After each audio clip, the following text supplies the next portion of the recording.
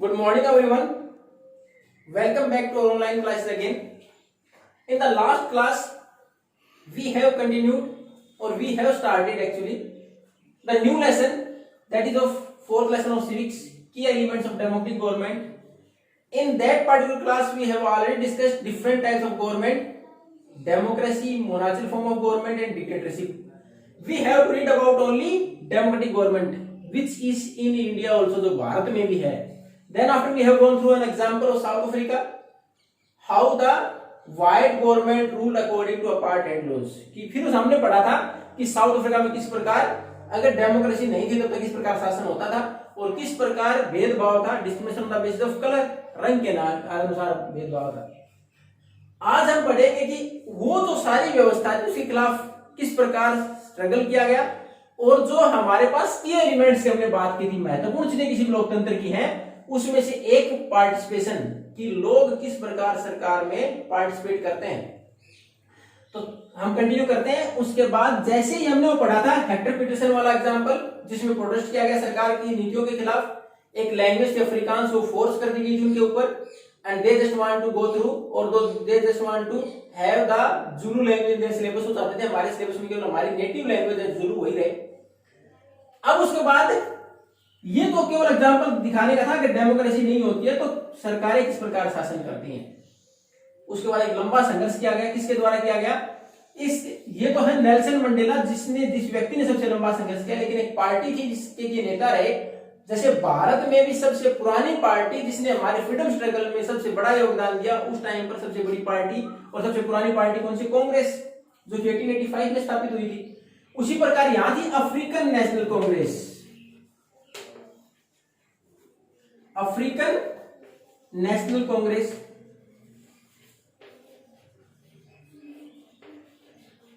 इसने वहां फ्रीडम के लिए और डेमोक्रेसी स्थापित करने के लिए संघर्ष किया और ultimately they succeeded in getting a democracy 1994.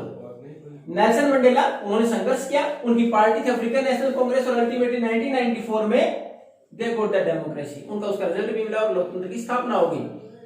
हालांकि इनको इसके लिए आप 9th स्टैंडर्ड में इसके बारे में दे रखा डिटेल में, he has to spend his 28 years in prison.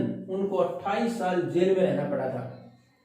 In 1992 he was freed from the jail. 1992 में उनको फ्री किया गया जेल से. यानी इतना लंबा संघर्ष उस व्यक्ति को करना पड़ा अपने देश के लिए, अपने देश में किसी अच्छी व्यवस्था स्थापित करने के लिए नेल्सन मंडेला को. और अल्टीमेटली उसका रिजल्ट भी मिला, एक लंबे संघर्ष का रिजल्ट मिला कि अगर हम सही रीजन के लिए कोई स्ट्रगल करते हैं तो ultimately we are going to win. ये तय होता है कि हम संघर्ष करेंगे, जीतेंगे. वो हुआ 1994 में लोकतंत्र की स्थापना हो गई. अब उसके बाद हमारे यहाँ लोकतंत्र की स्थापना हो गई. इसका मतलब डेमोक्रेसी में अब किस प्रकार शासन चलेगा पहले ही पढ़ चुके हैं. Rulers are elected by us as our representatives. हमारे प्रतिनिधि के तौर पर हम अपने शासक चुनते हैं. तो पार्टिसिपेशन पहला तो यही होगा, we participate in the government. हम सरकार में पार्टिसिपेट करते हैं, यानी सरकार में हमारी भागीदारी होती है, सरकार हमारी इच्छा अनुरूप चलती है. अब सबसे पहला पार्टिसिपेशन कैसे होता है? Through elections. सबसे पहला पार्टिसिपेशन लोकतांत्रिक सरकार में डेमोक्रेटिक गवर्नमेंट में हमारा कैसे है? We are going to elect the representative for the government, क्योंकि उस सरकार को हम चुनते हैं. आप देखते हो हमारे यहाँ हर 5 साल में, चाहे तो विधानसभा, चाहे लोकसभा, चाहे नगर पालिका के चुनाव है, हमारे हर 5 साल में चुनाव होते हैं भारत में. हम हर 5 साल में हमारे ऊपर जो शासन करने वाले, हमारी व्यवस्था बनाने वालों को हम चुनते हैं. यानी सब लोग को हम सरकार कौन चला रहे हैं? हम चला रहे हैं इनडायरेक्टली. डायरेक्ट हमारा इंटरफेरेंस नहीं है, इनडायरेक्टली चला रहे हैं क्योंकि हमने उन लोगों को चुना जो हमारे बदले में डिसीजन लेंगे, रिप्रेजेंटेटिव्स. तो पार्टिसिपेशन किस प्रकार पार्टिसिपेट किया? हमने चुनाव के जरिए कि हमने वोट डाला, उसके बाद जिनको हमने चुन के आगे भेजा उन्होंने सरकार बनाई, वो हमारे अनुसार शासन करते हैं. पार्टिसिपेशन हमारा कैसे हुआ? इलेक्शन के द्वारा. हर लोकतांत्रिक कंट्रीज में इसका व्यवस्था यही है कि चुनाव होते हैं, उसके द्वारा चुने जाते हैं. बाद में इसके लिए टाइम कितना है? Every 5 years we are going to elect a government. हम हर 5 साल में हमारे पार्टिसिपेट करते चुनाव के जरिए. अब इसका मतलब ये हो गया कि किसी भी सरकार को हमने आज चुना तो अगले 5 साल तक काम करेगी. अगर उस सरकार को दोबारा काम करना है, वो लोग चाहते हैं दोबारा भारत के ऊपर या राज्य के राजस्थान के ऊपर शासन करना, जैसे अशोक गहलोत जी अगर चाहें तो उनको इस प्रकार की पॉलिसी अपनानी पड़ेगी, लोग खुश रहे and they have to be reelected, उनको दोबारा चुना जा सके. तो हम पार्टिसिपेट कैसे करेंगे, पहले हमने चुना, सरकार का कामकाज देखा कि वो हमारे लिए कैसा काम कर रहे हैं, अगर अच्छा कर रहे हैं तो we are going to reelected, हम दोबारा चुन लेंगे। जैसे मोदी जी 2014 के बाद 2019 में वापस आ गए, क्योंकि लोगों को लगा वो अच्छा काम कर रहे हैं देश के लिए। उसी प्रकार अगर हमें अच्छा लगेगा तो आगे कंटिन्यू कर देंगे। अगर हमें ऐसा लगा कि नहीं सरकार अच्छे से काम नहीं कर रही है, जैसे हमने वसुंधरा को बदल दिया राजस्थान में, पिछले चुनाव में आपने देखा कि बीजेपी से कांग्रेस आ गई, तो हमें लगा वसुंधरा ने अच्छा काम नहीं किया, हमने चेंज कर दिया, तो हम पार्टिसिपेट करते हैं सरकार में। डेमोक्रेसी में लोग पार्टिसिपेट करते हैं, ये था चुनाव के जरिए। लेकिन क्या चुनाव में ही पार्टिसिपेट करते हैं, एक तरीका और भी है, वो कौन सा है, we continue observe the working of the government, हम लगातार ऑब्जर्व करें सरकार काम कैसे कर रही है। इफ समथिंग वेंट रॉन्ग, अगर कुछ गलत हो गया in the policy of the government, सरकार की नीतियों में, then we have the right to criticise, हम आलोचना करें सरकार की। उसी में एक एग्जांपल आपके यहाँ इस बुक में दे रखा है, 2005 में the government raise the prices और raise the expense of electricity, bill के पैसे बढ़ा दिए गए, बिजली का बिल बढ़ा दिया गया। अब उसके बाद जो लोग नाराज थे उन्होंने प्रोटेस्ट, धरने प्रदर्शन किए, रैलीज निकाली, सिग्नेचर कैंपेन चलाए। सिग्नेचर कैंपेन क्या होता है, जगह जगह साइन करके वो एसडीएम या हमारे पास अगली अथॉरिटी डीसी है उनके पास सबमिट कराया गया, इतने लोग नाराज हैं, सरकार पर एक प्रेशर डाला गया कि इन प्राइस को वापस लिया जाए, बढ़े हुए प्राइस को वापस लिया जाए। और शुरुआत में सरकार ने क्या किया कि डिफेंडेड, सरकार ने बताया हमने क्यों डिफेंड क्यों किए हैं प्राइस, क्या परेशानी आ गई थी, तो उसके लिए। लेकिन उसके बावजूद लोगों ने जो प्रोटेस्ट लगातार प्रदर्शन जारी रखा, the government has to taken back the increase prices, सरकार को बढ़े हुए प्राइस वापस लेने पड़े।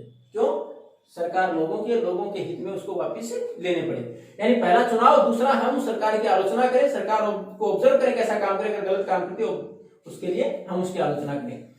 अब क्या केवल प्रोटेस्ट करना एक रास्ता है, और भी बहुत सारे तरीके कैसे पार्टिसिपेट कर सकते हैं। हम पार्टिसिपेट कर सकते हैं, रैली निकालें उनके खिलाफ, स्ट्राइक करें, हड़ताल कर दें, जैसे प्रोटेस्ट है वो करें। ये सारा हम किसके द्वारा कर सकते हैं, न्यूज़पेपर में लिखें उस सरकार के खिलाफ, टीवी के अंदर उसके बारे में बोले, तो हम इस प्रकार उस सरकार के खिलाफ आवाज उठा सकते हैं।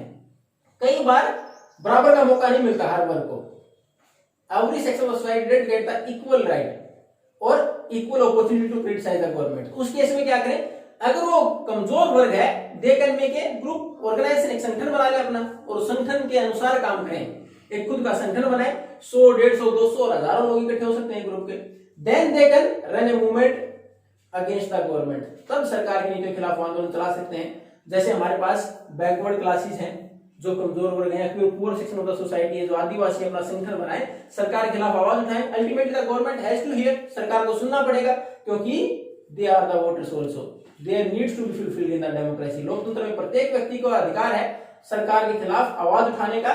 तो इस प्रकार अगर कोई व्यक्ति अकेला ऐसा लगता नहीं कर सकते, they can make a group organisation, अपना संगठन बनाए, then they can raise their voice, उसके बाद आवाज उठा सकते हैं। तो ये था हमारा किस प्रकार हम पार्टिसिपेट कर सकते हैं डेमोक्रेटिक गवर्नमेंट में। चुनाव के अलावा हमारे पास अलग अलग तरीके कौन से, protest, rallies, strikes, signature campaign etcetera, through TV, newspapers और डिफरेंट मीडिया चैनल्स।